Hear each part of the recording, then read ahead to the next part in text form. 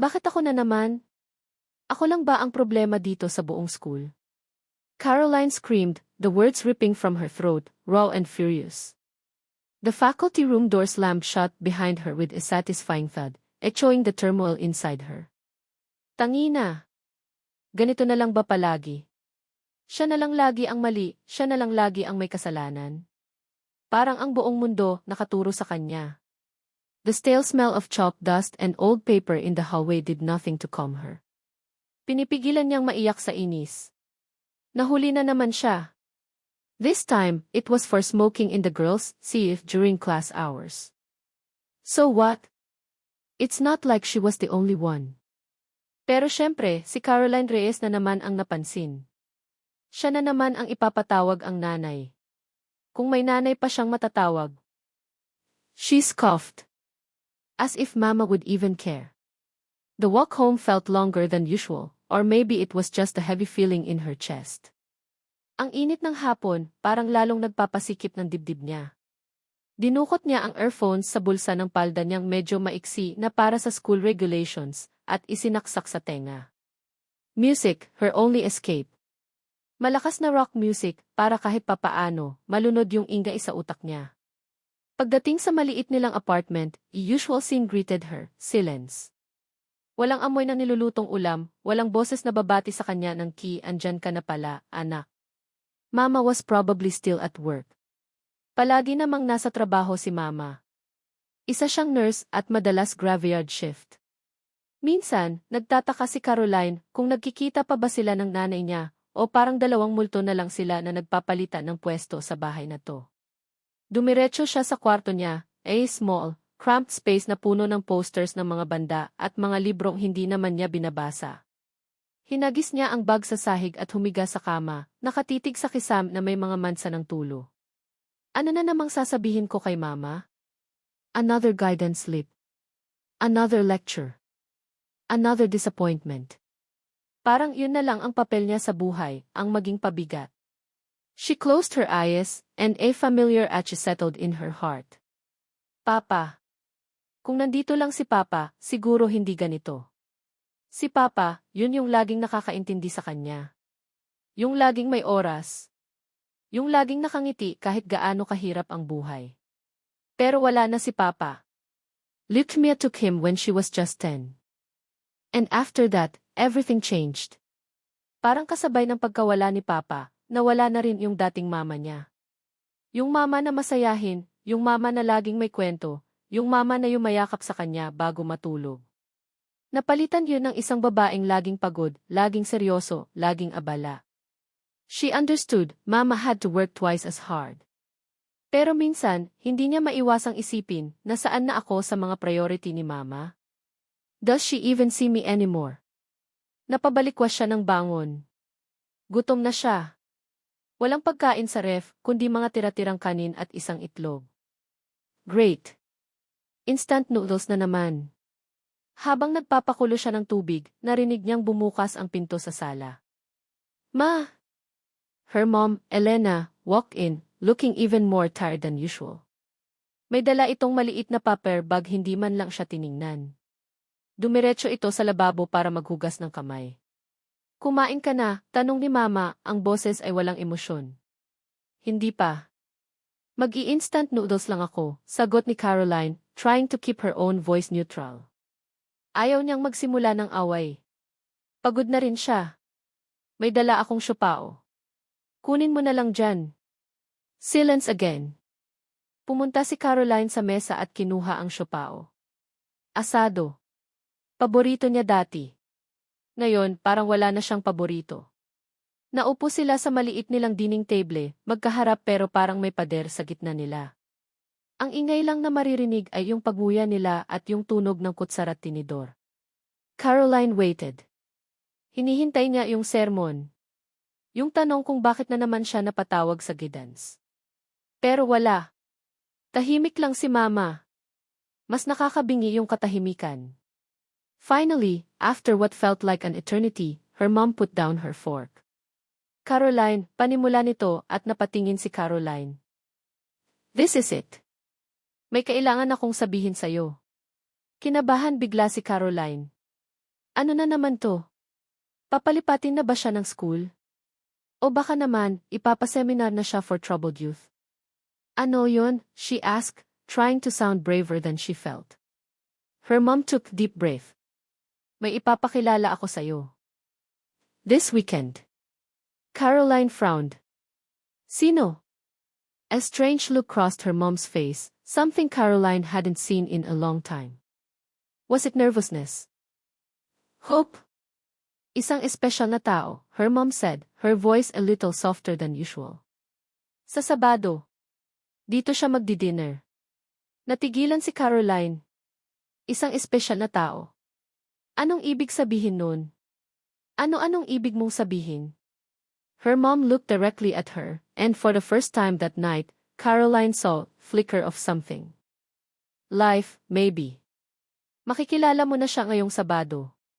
The words hung in the air, heavy and unexpected. Hindi alam ni Caroline kung anong i-react. Galit? Lungkot? O baka naman takot? Isang tao. Isang espesyal na tao sa buhay ni Mama. So, this was it, may papalit na kay Papa. At parang bigla, mas lalo siyang naramdamang mag-isa. Sabado. The dreaded Sabado. Caroline spent the entire morning locked in her room, blasting music so loud she hoped the neighbors would complain. Anything to drown out the sound of her mom humming in the kitchen, a sound she hadn't heard in years.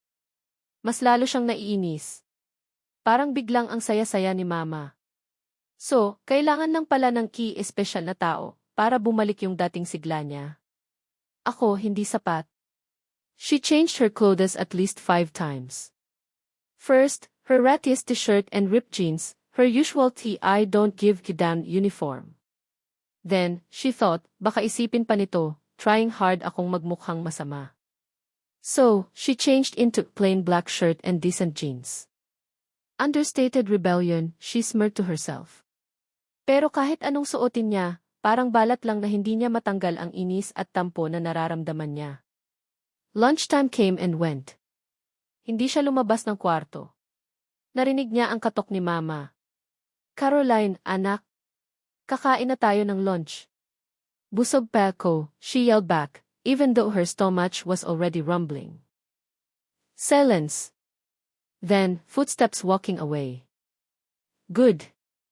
Pero hindi pwedeng magtago siya magpakailanman. Around 6 in the evening, her mom knocked again, her voice a little firmer this time. Caroline, andito na siya. Labas ka na. Shit! This was it, huminga siya ng malalim, trying to compose herself. Okay, Caroline, be civil. Pero wag kang papauto. Remember, loyalty to Papa. Paglabas niya ng kwarto, naamoy niya agad. Adobo. Mama's specialty. The one she only cooked on very, very special occasions. Or for very, very special people, apparently.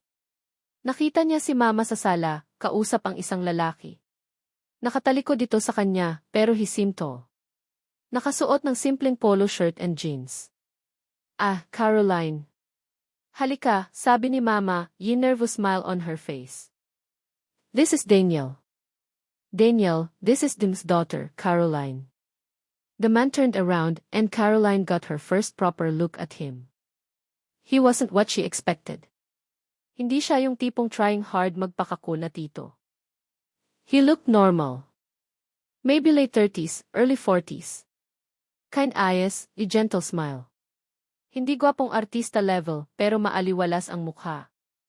Hi, Caroline. It's nice to finally meet you, Daniel said, his voice soft and warm. Inilahad nito ang kamay. Caroline just stared at his outstretched hand for a second before reluctantly shaking it. Her grip was limp. Hi, she mumbled, avoiding eye contact. The dinner that followed was the most awkward meal of Caroline's life. Si Mama at si Daniel, panay ang kwentuhan.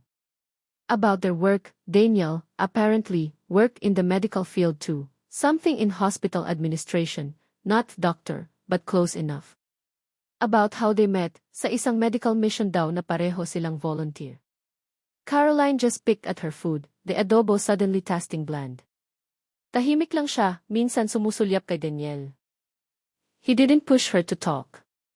He'd occasionally glance her way, offer a small smile, but mostly, he directed his conversation towards her mom. Which, strangely, annoyed Caroline even more. Ano to? Parang hangin lang ako dito.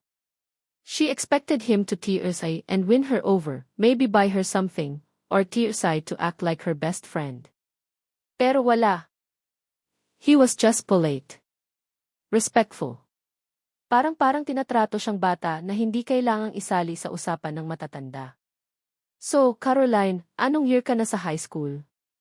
Daniel asked at one point, trying to include her. Last year ko na, she replied curtly, still not looking at him. Oh, malapit ka na mag-college. May naiisip ka na bang course? She shrugged. Wala pa. Actually, meron. She secretly wanted to take up fine arts, but she'd never admit that to anyone, especially not to this stranger. Maraming options ngayon. Maganda kung mapag-iisipan mo na, he said, still in that gentle, non-patronizing tone.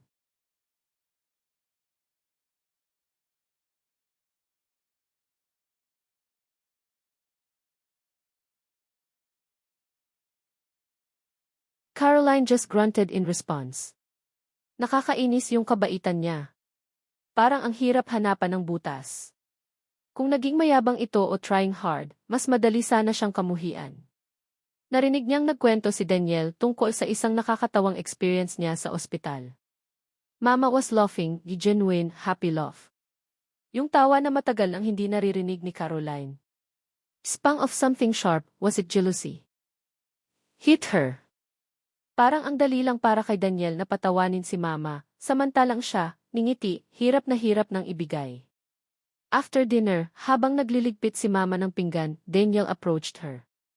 Caroline was slumped on the sofa, pretending to be engrossed in a mindless tea show.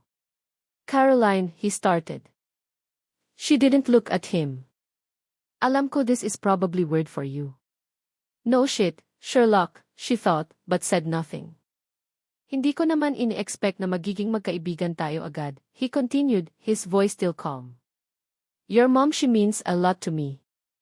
And you mean the world to her. Caroline finally looked at him, a sneer forming on her lips. Talaga ba?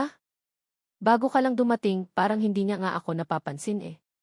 The words were out before she could stop them, laced with bitterness. Daniel didn't look offended. He just looked sad. I know it's been hard for both of you. He paused. Hindi ko pwedeng palitan ang papa mo. Walang pwedeng pumalit sa kanya. Just. I hope, in time, you'll see na wala akong masamang intensyon. Caroline scoffed internally. Yeah, right. Lahat naman sila, ganyan ang sinasabi sa simula. Maya-maya, nagpaalam na si Danielle. Hinatid siya ni Mama sa pinto.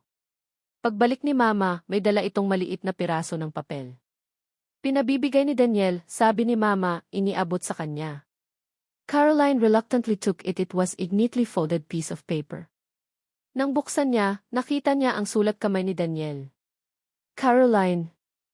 Below it was a phone number. She stared at the note. Kaibigan. Kausap. Ano siya, guidance counselor? Pero kahit anong inis niya, hindi niya maitapon ang papel. Tinupi niya ulit ito at nilagay sa bulsa. Maybe he wasn't so bad. Or maybe, he was just really good at pretending. Alin man sa dalawa, isa lang ang sigurado si Caroline, this was just the beginning. At hindi niya gagawing madali ang lahat para kay Danielle. Another week, another trip to the principal's office. This time, it wasn't just for smoking. Nakipagsuntukan si Caroline sa likod ng Givite. Some girl from another section started talking trash about her. Something about her being a fatherless charity case. Caroline saw red bago pa niya namalayan, nagsasabunutan na sila, tapos suntukan na. Natural, huli silang dalawa. Ines Reyes, I am very disappointed. Akala ko ba nag-usap na tayo? M. Res de Leon, the principal, sighed, her voice tired. Kilala na siya nito. Sobrang kilala na. Caroline just stared at the floor, a familiar mix of anger and shame churning inside her. Gusto niyang sumigaw, gusto niyang magwala. Pero ano pang sense? Useless din. Your mother has been called. She should be on her way, Yumres de Leon continued, adjusting her glasses. Caroline tensed. Si mama na naman. Ano na namang mukha ang ihaharap niya? She could already imagine the disappointment, the tired sigh, the silence that would follow. Parang mas masakit pa yun kesa sa sermon. They waited. 10 minutes. 20. 30. Nagsisimula ng mairita si Yumres de Leon. Pati si Caroline, naiinip na, pero may parte sa kanya na umaasa na sana hindi na lang dumating si mama. Then, the door opened. Pero hindi si mama ang pumasok. It was Daniel. Nagulat si Caroline. What was he doing here? Nakasuot ito ng office attire, halatang galing pa sa trabaho. He looked a little flustered, but he managed a polite smile for Yumres de Leon. Good afternoon, Yumres de Leon. I'm Daniel Santos. I'm here on behalf of Elena Reyes, Caroline's mother. She's caught up in an urgent meeting at the hospital and couldn't leave. She asked me to come instead. Yumres de Leon looked surprised, then a little skeptical. And you are? I'm a close family friend, Daniel replied smoothly. Caroline snorted silently. Family friend, GYS. Nagsimula na ang e-meeting. Yumres de Leon recounted Caroline's latest offense, her voice turned. Caroline braced herself for Daniel's reaction. Inaasahan niyang sesermunan din siya nito, o kaya naman ay magagalit. Pero wala. Daniel just listened intently, his expression serious, occasionally nodding. Hindi siya tumitingin kay Caroline, but she could feel his presence beside her, strangely calming one. This kind of behavior is unacceptable, M. Santos, Yumres de Leon said. This is not the first time. We've given Caroline so many chances. Daniel nodded. I understand, ma'am. And we are very sorry for the trouble Caroline has caused. Rest assured, we will talk to her about this. We will do our best to make sure this doesn't happen again. We? Caroline raised an eyebrow. Since when did he become part of we? But there was no judgment in his voice. Walang paninisi. Just a quiet promise of accountability. Paglabas nila ng principal's office, Caroline expected him to start lecturing her. Pero hindi. Tahimik lang siyang naglakad sa tabi niya. The silence was different from the silence she shared with her mom. This one wasn't heavy with unspoken disappointment. It was just quiet. Hatid na kita, Daniel said when they reached the school gate. Kaya ko nang umuwi mag-isa, Caroline mumbled, still a bit defensive. Alam ko, he said, a small smile playing on his lips. Pero baka gusto mong kumain muna? Yun right treat. Mukhang stress ka. Caroline hesitated. Part of her wanted to say no, to maintain her tough girl facade. Pero gutom na siya. At pagod na rin. At may kung anong part sa kanya na curious. Sage, she found herself saying. Pero wag yung mahal. Daniel chuckled. Noted. Dinala siya ni Daniel sa isang maliit na karinderya malapit sa school, yung tipo na paborito ng mga estudyante. Umorder sila ng tapsilog. Habang kumakain sila, doon lang nagsimulang magsalita si Daniel, pero hindi tungkol sa nangyari sa school. Kinamusta niya ang mga subjects niya, kung may paborito ba siyang teacher. Mga simpleng tanong lang, pero parang interesado talaga siyang malaman. Caroline found herself answering, albeit in monosyllables at first. Pero unti-unti, napapakwento na rin siya. About her annoying math teacher, about her friend Chloe who was obsessed with pop, about how much she hated his. Daniel just listened, nodding, sometimes asking follow-up questions. Hindi siya nanghusga. Hindi siya nagbigay ng unsolicited advice. Nakinig lang siya. Then, a comfortable silence fell between them again. Caroline stared at her half-eaten tapsilog. Yung babae kanina, she started, her voice low. Sinabihan niya ako ng kung ano-ano tungkol kay Papa. Daniel looked at her, his expression softening. I'm sorry you had to hear that, Caroline. Hindi naman totoo yung sinabi niya, she said defensively. Alam ko. Minsan namimiss ko si Papa, Caroline admitted, the words barely a whisper. It was the first time she had said it out loud to someone other than herself in a very long time. Parang biglang bumukas ang isang gripo sa loob niya. Daniel didn't say anything for a moment. He just looked at her, his eyes filled with an understanding that surprised her. He must have been a great man, Daniel said softly. Caroline nodded, a lump forming in her throat. He was. Siya lang yung nakakaintindi sa akin dati. Alam mo, Caroline, Daniel said, his voice gentle. It's okay to miss him. And it's okay to be angry sometimes. Pero hindi ibig sabihin nun, kailangan mong harapin lahat mag-isa.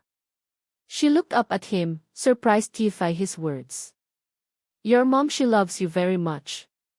Minsan lang, baka hindi niya alam kung paano ipapakita, lalo na't mahirap din para sa kanya. Caroline didn't reply. She didn't know what to say.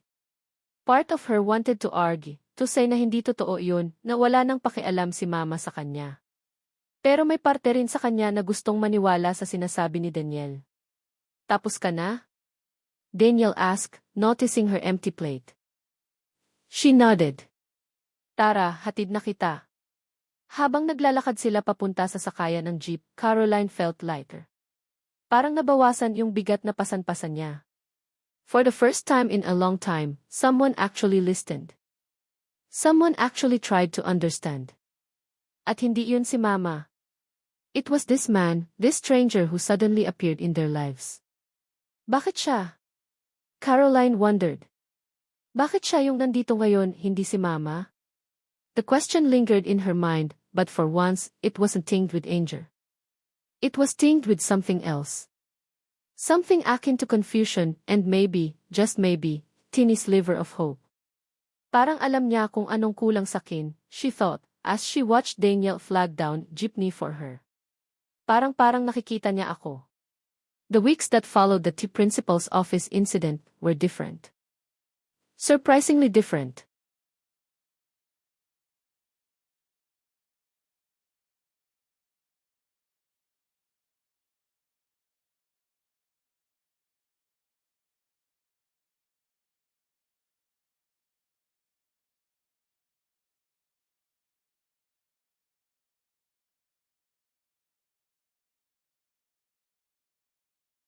Parang may nagbago kay Caroline, o baka sa paligid niya. Or maybe it was Daniel. She started going to school on time. Well, most of the time. Hindi na rin siya masyadong napapag-guidance.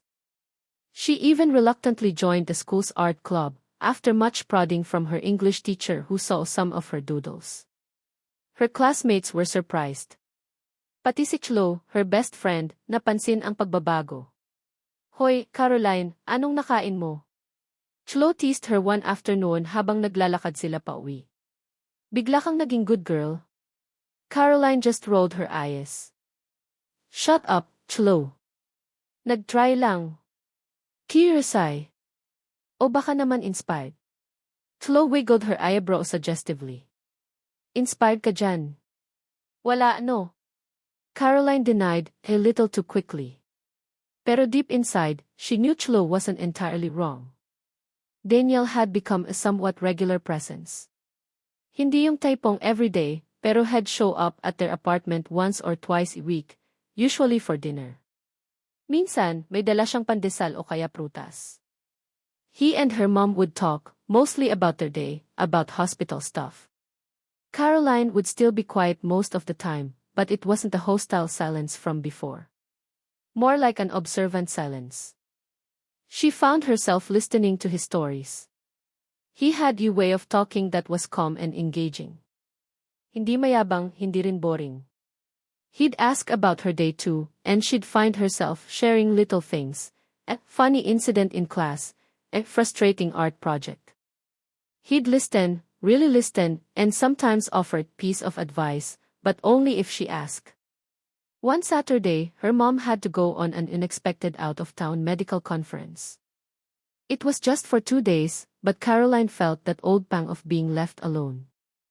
She was supposed to spend the weekend with Chloe, pero biglang nagka-family emergency si Chloe. So, Caroline was stuck at home, feeling miserable. Then, she started feeling sick. Nag-umpisa sa sinat tapos naging lagnat na. Evening, her head was pounding and her throat felt like sandpaper. She tried calling her mom, but her mom's phone was off, probably busy with the conference. Panic started to set in. Ano nang gagawin niya? She remembered the piece of paper Daniel had given her, the one with his number. Nag-aalangan pa siya nung una. Nakakahiya. Pero her head was really starting to spin. With trembling fingers, she dialed his number. It rang twice before he answered. Hello. You, Daniel, her voice was raspy. Caroline. Is that you? Are you okay? You sound terrible. May pag-aalala sa boses nito. Kasi si mama, wala. Tapos nilalagnat ako. Masakit ulo ko. Okay, calm down. Nasaan ka ngayon? Sa bahay. Don't move. Pupunta ako dyan. Lock your door, okay? I'll be there as soon as can. True to his word, wala pang 30 minutes, narinig na niya ang katok ni Daniel sa pinto. When she opened it, his face was etched with worry. Agad siyang nilapitan nito at kinapa ang noo niya. Ang init mo nga, he said, his brow furrowed. Kain ka na ba? Nakainom ka na ng gamot? Caroline shook her head weakly. Okay, sige. Maupo ka muna dyan. Magluluto ako ng lugaw. And just like that, Daniel took over. He moved around their small kitchen with an efficiency that surprised her. He found the rice, the ginger, the chicken stock. Habang nagluluto siya, pinaupo siya ni Daniel sa sofa at binigyan ng baso ng tubig. Relax ka lang dyan, ha? Matatapos na to maya-maya. Caroline watched him, a strange feeling welling up inside her. No one had ever taken care of her like this since her papa died. Si mama, she'd give her medicine, tell her to rest, but she was always rushing, always preoccupied. Daniel, he was just there. Present. Focused on her. Nang maluto ang lugaw, he spoon-fed her kasi nanginginig pa ang kamay niya. The lugaw was simple, but it was the most delicious thing she had tasted in a long time. Warm and comforting. Thank you, she mumbled, feeling a little embarrassed. Wala yun, he smiled. Kailangan mong lumakas. He made her lie down on her bed, checked her temperature again, and gave her medicine. Then, he pulled up a chair beside her bed. Matulog ka na. Babantayan kita, he said softly. Caroline felt her eyelids grow heavy. The combination of the medicine, the warm lugaw, and his calming presence made her feel safe. She must have dozed off, because when she opened her eyes again, it was dark outside. Nakadim lang ang ilaw sa kwarto niya. She turned her head slightly and saw Daniel slump in the chair, his head resting on his hand, asleep. Mukhang pagod na pagod. A strange feeling fluttered in her chest. She watched him sleep for a moment. His face, usually so composed, looked softer, more vulnerable in sleep. May konting stubble sa baba niya. His dark hair fell slightly across his forehead. Napansin niya ang mga pilik mata nito, mahahaba pala. She found herself reaching out, wanting to brush the stray hair from his forehead, but she stopped herself. Ano ba tong ginagawa ko? Slowly, carefully, she got out of bed, feeling a bit better. Kumuha siya ng kumot sa kabinet at dahan-dahang kinumutan si Daniel. He stared slightly but didn't wake up. Bumalik siya sa kama at pinagmasdan ulit siya. Kung siya lang sana ang naging tatay ko, a thought suddenly crossed her mind, sharp and clear. Mas madali siguro ang lahat. Mas masaya siguro. The thought startled her. Tatay?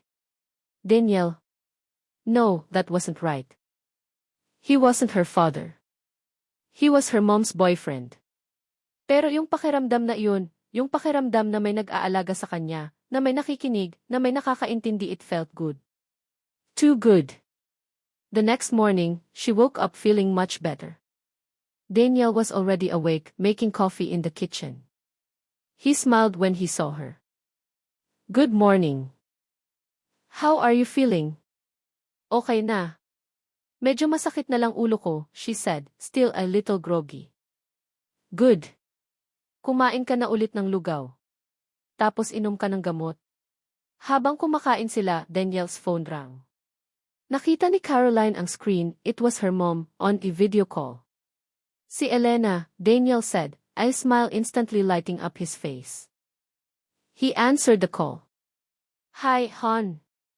Good morning. Her mom's cheerful voice filled the small kitchen.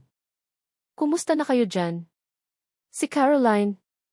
We're good, hon. Medyo nilagnat lang si Caroline kagabi, pero okay na siya ngayon, Daniel replied, his voice warm and affectionate as he spoke to her mom. He turned the phone camera towards Caroline. Say hi to your mom. Caroline managed a weak smile and a wave. Hi, Minnie. Her mom's face on the screen looked worried. Anak, okay ka lang ba talaga? Ano nang nangyari?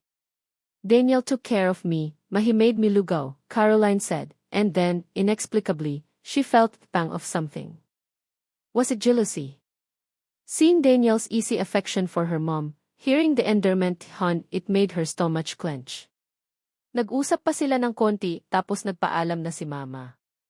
After the call, Daniel turned back to Caroline, his usual gentle smile back on his face. Kain ka pa. Para makainom ka na ng gamot.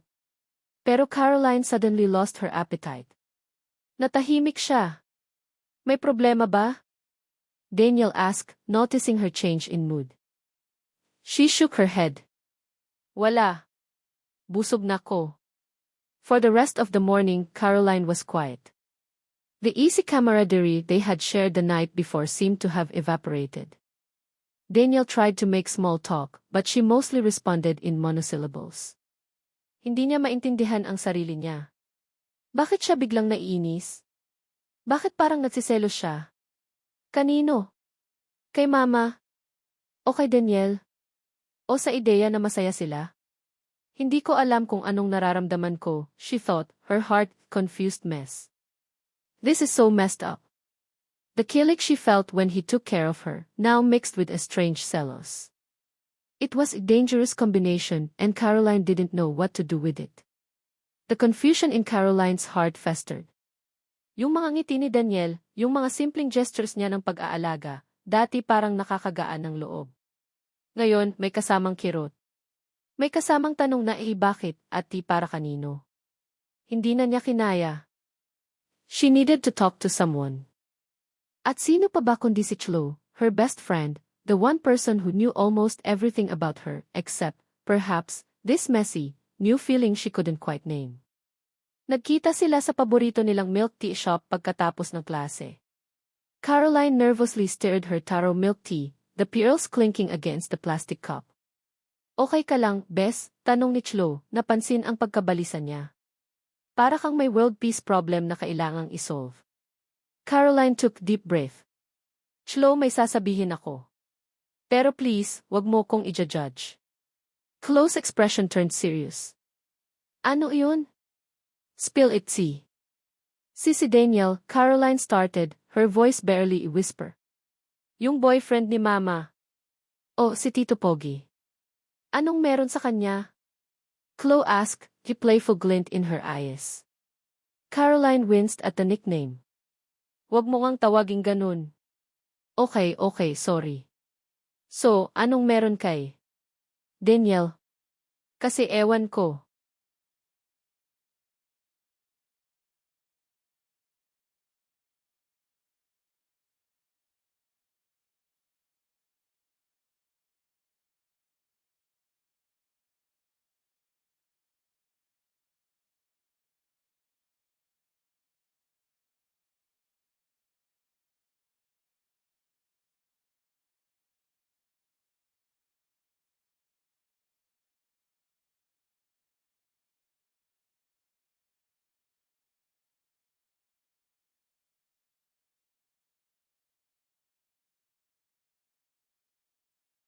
Nitong mga nakaraang linggo, lalo na nung nagkasakit ako, tapos inalagaan niya ko parang may iba akong nararamdaman. The words stumbled out, raw and hesitant. Chloe stared at her, her playful expression gone, replaced by shock. Iba? Anong klaseng iba? Caroline looked down at her drink. Hindi ko alam. Basta iba. Yung parang kinikilig ako pag nandyan siya.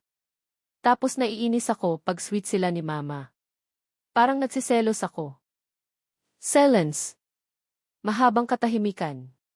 Si Chloe, nakatitig lang sa kanya, trying to process what she just heard. Caroline, Chloe finally said, her voice laced with concern. Girl, are you serious? Caroline nodded miserably. At hindi ko alam kung anong gagawin ko. Mali to, di ba? Sobrang mali. Mali. Chloe leaned forward, her voice dropping to a conspiratorial whisper. Bess, that's not just mali. That's delikado. Super delikado. Alam ko. Caroline cried, frustration welling up inside her. Kaya nga ako naguguluhan eh. Hindi ko naman to ginusto. He's your mom's boyfriend, Caroline, Chloe stated the obvious, her tone firm. Anak ka niya sa paningin nun. At sa paningin ng lahat. Kung ano man yang nararamdaman mo, kailangan mong pigilan. You need to stop it before it gets out of hand. Paano? Caroline asked, her voice desperate. Paano ko pipigilan yung isang bagay na hindi ko naman sinasadyang maramdaman? Psst, don't know, Bess, Chloe sighed, running key hand through her hair. Pero kailangan. Isipin mo si mama mo. Isipin mo kung anong mangyayari pag nalaman niya to, masisira ang lahat. Pamilya mo. Pati ikaw. Chloe's words hit Caroline like punch to the gut. Masisira ang lahat. She was right. Of course, she was right. This was a disaster waiting to happen. The fear, cold and sharp, started to creep into Caroline's heart, overshadowing the kilig and the selos. Takot. Sakit. The next few days were a blur of internal conflict for Caroline. Pinilit niyang iwasan si Daniel. Kapag nasa bahay ito, nagkukulong siya sa kwarto. Kapag kinakausap siya, maikli lang ang sagot niya, minsan pasuplada pa. She tried to build walls around her heart, desperate to stop whatever feelings were blooming there. Daniel, for his part, seemed to notice the change. Daily, he would playfully tear aside to engage her in conversation. Ngayon, he still greeted her, but there was new hesitancy in his eyes. He started keeping respectful distance, not just physically, but emotionally too. He probably sensed it o baka naman, he was also realizing na yung closeness nila, it was trading on dangerous ground. One morning, as Caroline was getting ready for school, narinig niyang nag-uusap si Mama at Daniel sa kusina. Napapansin ko, parang umiiwas sa akin si Caroline lately, Daniel said, his voice tinged with sadness. May nagawa ba akong mali, Elena? Nako, hayaan mo na iyon si Caroline, sagot ni Mama. Alam mo naman yun, may tupak minsan. Teenager eh. Baka may pinagdadaanan lang sa school. Caroline's heart clenched. May tupak. Ganoon lang yun para kay Mama? When it was time to go to school, Caroline expected Daniel to offer her a ride, like he sometimes did kapag sabay sila ng alis. Pero hindi. Una na ko, Elena. Caroline, ingat sa school, he said, his gaze briefly meeting hers before he quickly looked away. Tapos, umalis na siya. It was a small thing, him not offering a ride. Pero para kay Caroline, it felt like rejection. It's confirmation na he was pulling away too. At imbes na makaramdam ng relief, mas lalo siyang nasaktan. That night, the tension in their small apartment was suffocating. Mama was unusually quiet, probably sensing the strain between Caroline and Daniel. Caroline, on the other hand, felt like a volcano about to erupt. All the pent-up emotions, the confusion, the fear, the hurt, the anger, were churning inside her. Bakit hindi mo na ako hinatid kanina? She suddenly blurted out, her voice accusatory, directed at Daniel who was silently eating his dinner. Nagulat si Mama at Daniel sa biglaang tanong niya. Caroline, ano ka ba, saway ni Mama? Daniel looked at her, his expression unreadable. Nagmamadali na kasi ako kanina. May maaga akong meeting. Talaga ba? Caroline challenged, her voice rising. O baka naman iniiwasan mo na talaga ako.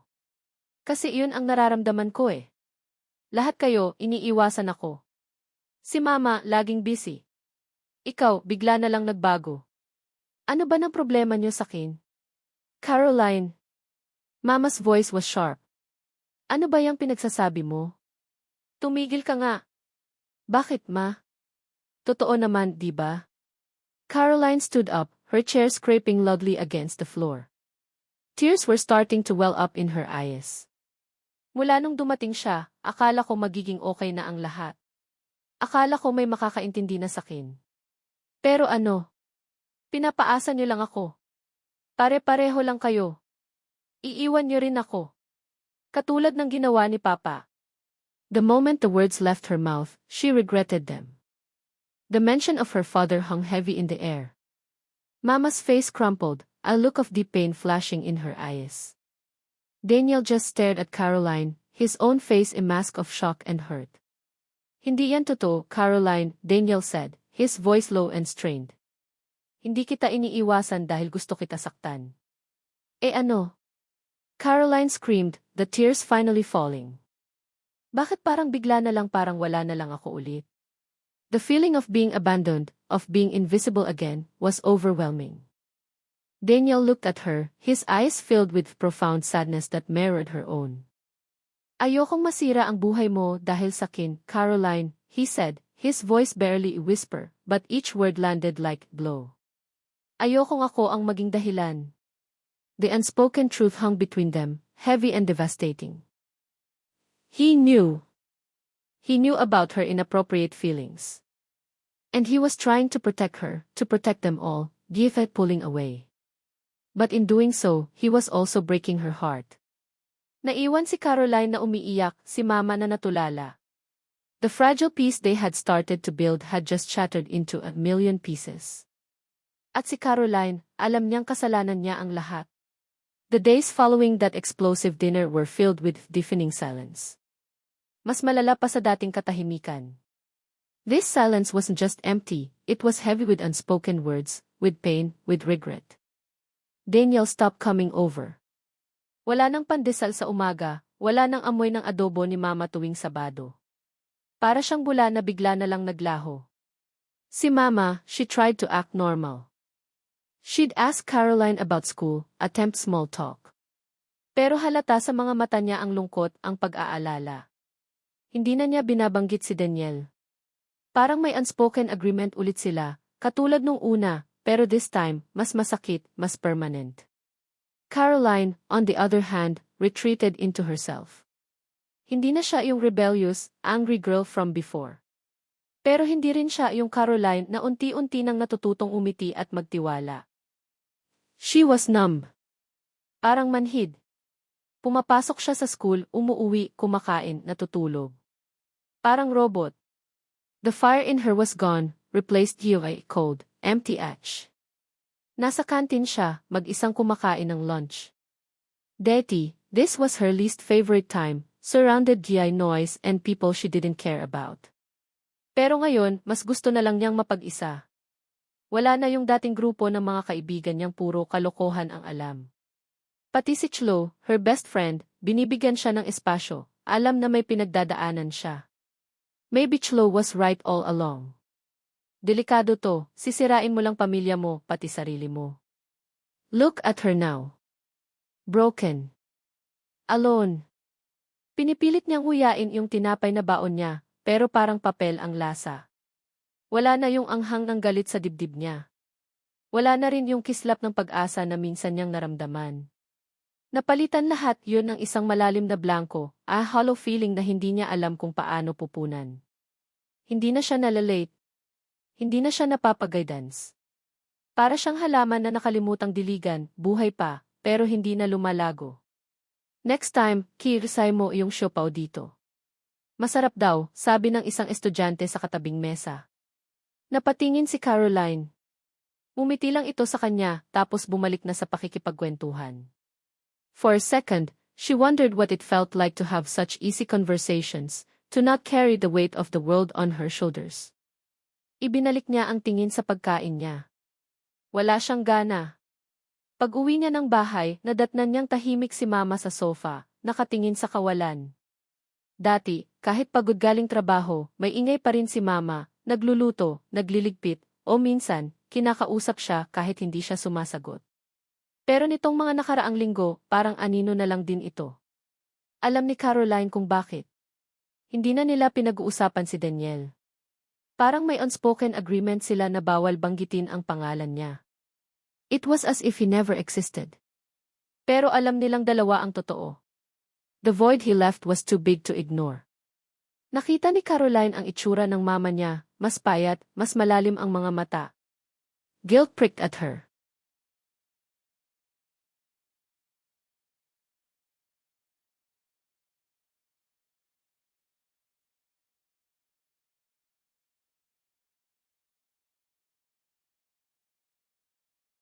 Kasalanan ko ba to?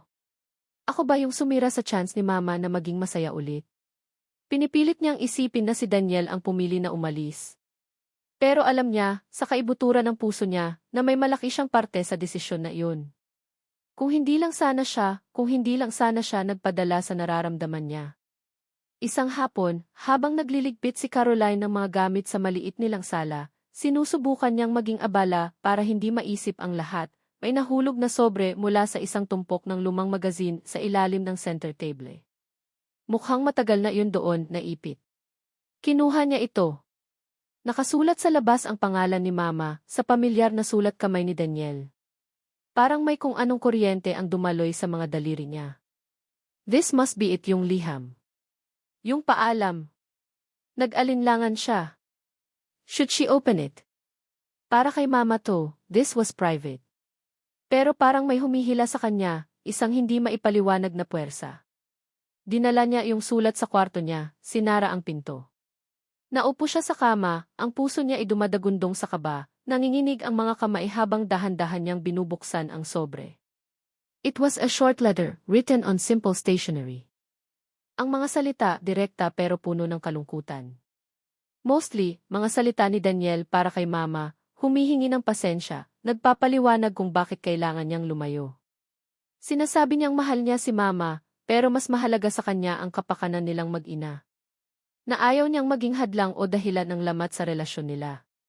Caroline skimmed through it, her heart pounding with every word. Tapos, sa dulo, may isang maikling talata, isang postscript, na parang idinagdag na lang sa huling sandali. Para sa kanya. S.F. Elena, please tell Caroline I'm sorry. It was never my intention to cause her pain or confusion. She's a good kid, underneath all that anger and hurt she carries. She just needs someone to see her, to understand her without judgment. I hope she finds genuine happiness, the kind she truly deserves. Caroline deserves more than it can give her as just your boyfriend, or even as a friend in this complicated situation. She needs space to heal and grow, without me in the picture. Forgive me. Paulit-ulit na binasa ni Caroline ang mga huling salita. Caroline deserves more than it can give her, she needs space to heal and grow, without me in the picture. Hindi niya alam kung anong mararamdaman. Parang sinasaksak yung puso niya ng paulit-ulit, bawat salita ay isang hiwa. Pero kasabay noon, parang may maliit na parte sa kanya na naiintindihan si Daniel. He wasn't blaming her. He wasn't dismissing her feelings as mere topak. He saw her.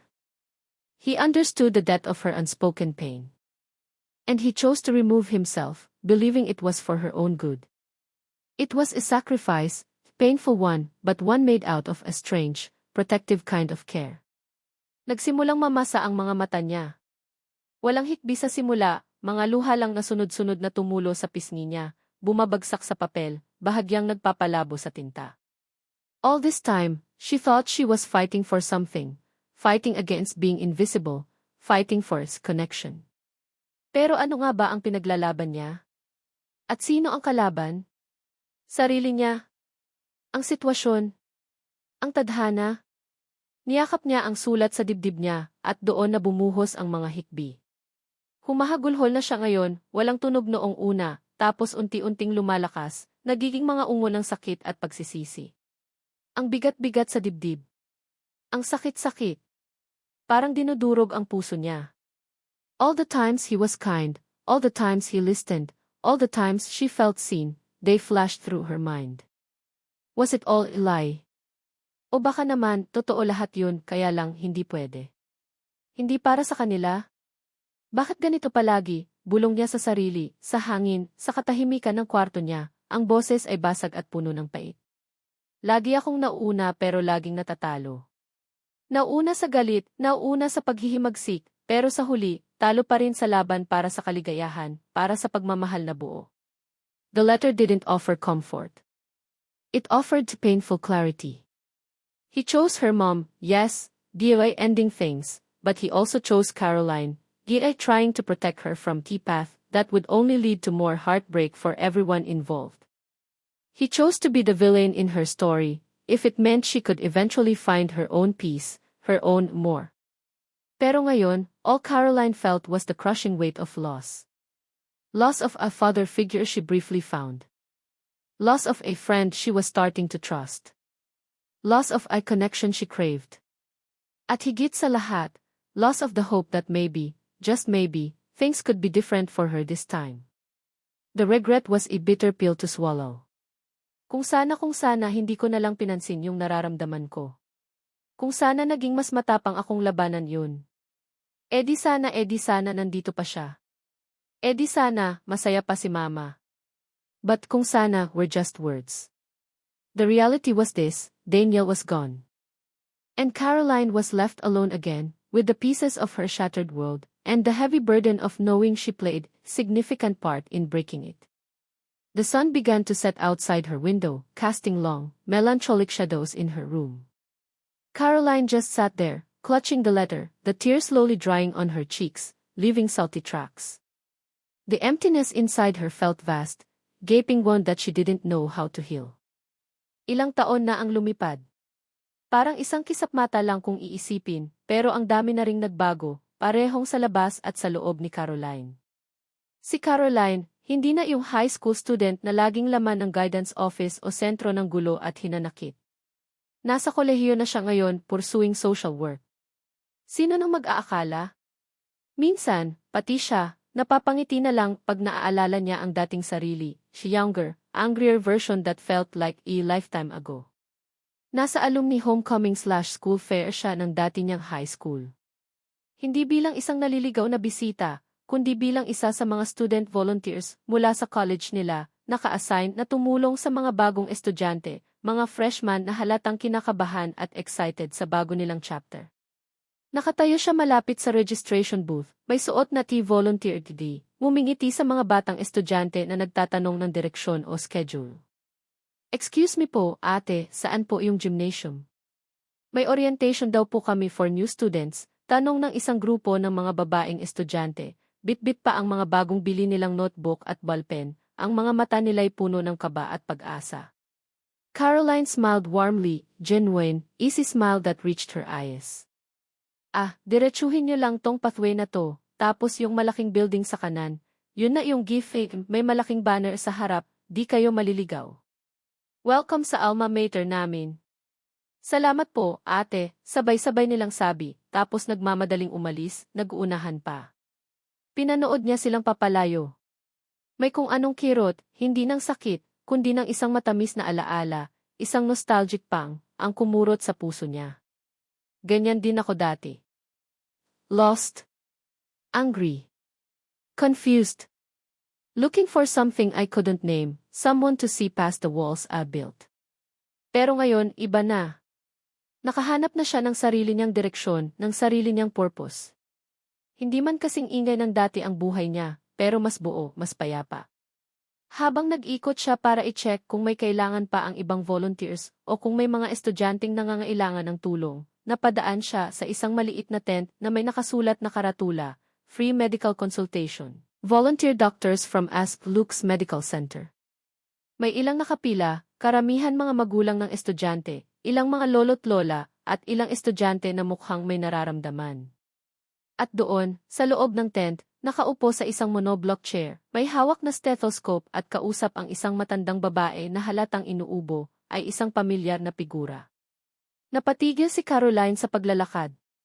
Huminto ang tibok ng puso niya ng isang segundo bago ito kumabog ulit ng mas mabilis. Si Daniel.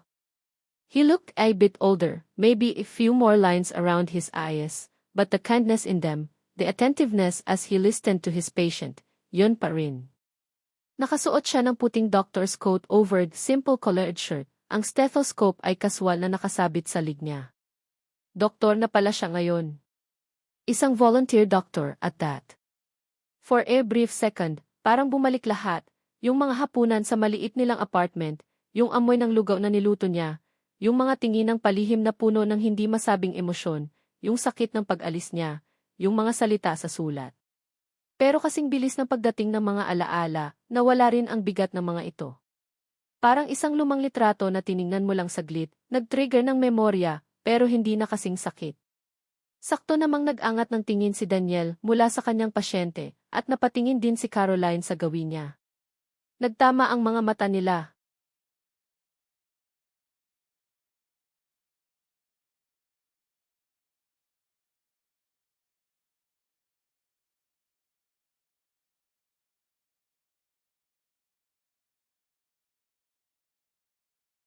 For a heartbeat, there was surprise etched on his face, then a slow dawning of recognition. Isang maliit, magalang na ngiti ang unti-unting sumilay sa labi ni Daniel. Tumango siya ng bahagya bilang pagbati. Hindi niya alam kung bakit, pero parang may sariling isip ang mga paa ni Caroline at naglakad siya palapit sa tent. Walang kaba na tumitibok sa dibdib niya, walang galit o hinanakit. Isang kakaibang calmness ang naramdaman niya, isang pagtanggap. Daniel, bati niya nang makalapit siya, ang boses ay kalmado, walang bahid ng dating pait o sarkasmo. Matagal na rin. Caroline, sagot niya, medyo gulat pa rin ang ekspresyon pero may ngiti na sa labi. Wow! Long time no see. Kumusta ka na? Okay naman. College na, as you can see, she said, gesturing to her volunteer gi, and this time, she offered a genuine smile, one that reached her eyes and crinkled them slightly at the corners. Ikaw pala, volunteer doctor dito. Hindi ko alam na doktor ka na pala. Kakapasa lang ng boards last year. Giving back lang, kahit papano, sa community, he said, a gentle, humble tone in his voice. Tiningnan siya nito mula ulo hanggang paa, a look of pleasant surprise on his face. Ang laki na ng pinagbago mo. You look good. Happy. Hindi yun panghusga o pambobola. It was a simple, sincere observation. Marami na ring nangyari in the past few years, she replied with a light shrug, a small, knowing smile playing on her lips. Then, almost without thinking, the question slipped out, one that she thought she'd never ask without trace of bitterness or accusation. Kumusta na kayo ni Mama? Daniel's smile softened, a hint of wistfulness, perhaps even a touch of sadness, in his eyes. We didn't work out, Caroline. Matagal na rin yun, shortly after I left. We realized we were better off as friends. We're civil. I hear she's doing okay, focusing on her career. Sana nga. Yun lang ang nasabi ni Caroline. A comfortable silence settled between them for a moment. Hindi awkward, hindi pilit. Parang dalawang lumang magkakilala na nagkakamustahan lang, walang bigat ng nakaraan. Ikaw? Social work, ha? Tanong ni Daniel, tinitingnan ang niya. Bagay sa'yo. You always had a big heart, kahit tinatago mo noon. Caroline chuckled lightly. Marunong ka pa ring mambola. Hindi yun bola. Totoo yun. Sige, sabi ni Caroline, breaking the comfortable silence gently. I should probably get back to GV post, baka may kailangan pa sa ibang boots, or may mga maliligaw na naman. It was good seeing you again, Daniel. Unexpected, but good. It was good seeing you too, Caroline. Really good. Take care of yourself, he said, his eyes kind, holding a warmth that was no longer confusing, just nice. Ingat din, she replied at tumalikod na. Habang papalayo siya, naramdaman niya ang sarili niyang nakangiti. Hindi yung ngiti ng tagumpay o ngiti ng pang-aasar na dati niyang baon. Isang ngiting payapa. Isang ngiting nagpapahiwatig na okay na ang lahat sa kalooban niya. Tumingala siya sa langit. Maaliwalas.